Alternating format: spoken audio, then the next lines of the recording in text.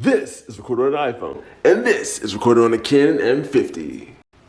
Does the production value of your content really matter? We're gonna find out. So figuring out what kind of production value to have with your content is super important. You know, one of the biggest things you need to do when you're putting out your content is just starting, because there's so much value in just starting and going through the process. A lot of times people wonder, should they get a big camera first, or should they have a whole system set up? Should they get a whole setup? You can, those are definitely things you want to have at some point in time.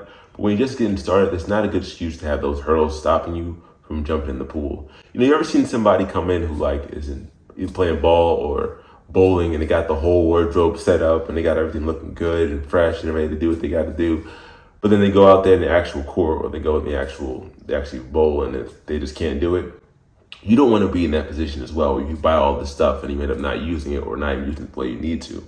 So there's a certain amount of repetitions and muscles you're gonna have to go through in order to get yourself in the right position to put out the content effectively. Because it's not just the video itself. You know, there's tons of movies that were created by big producers with full studio productions that no one cared about and no one watched. You know what I mean? There's a full billion-dollar production movies that people have made many movies about, many talked about, but they've done terrible. Because there's tons of TikTok with somebody just doing some regular shit that has blown up across the world. So production value is important in the long game, but in the beginning, it doesn't really matter that much. You definitely just want to get consistent at first. You want to practice what style works best for you. You want to practice finding your voice and finding who you are, even what kind of content you want to think about.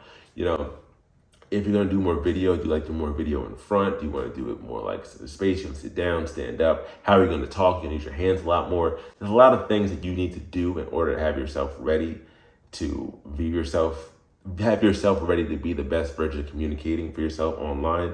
So figuring that out's a process in itself. I just got this idea right now because I was talking to Ozzy, and he asked me a question. You know, Ozzy from the podcast. We back. We black. And basically, we were just talking about content as a whole, and like, does production value matter and all these things. As long as people can understand what you're trying to say with the message you're putting out, what you're doing, I think you're always going to be fine. It's just going to take a little bit of work to understand what that's going to look like. Just getting started is always the best first move, because the best thing is just getting that process in, jumping in the pool, you know, kiss the person you like, just getting that initial start. That's going to start the process of you growing and understanding each thing that you're doing. Like I said before, there's a big mental barrier to it. With that, it kind of reminds me of one of the funny stories that I have as a personal trainer with mental barriers that applies similarly to this. One of my favorite stories as a personal trainer was back when I was just getting started around 2016.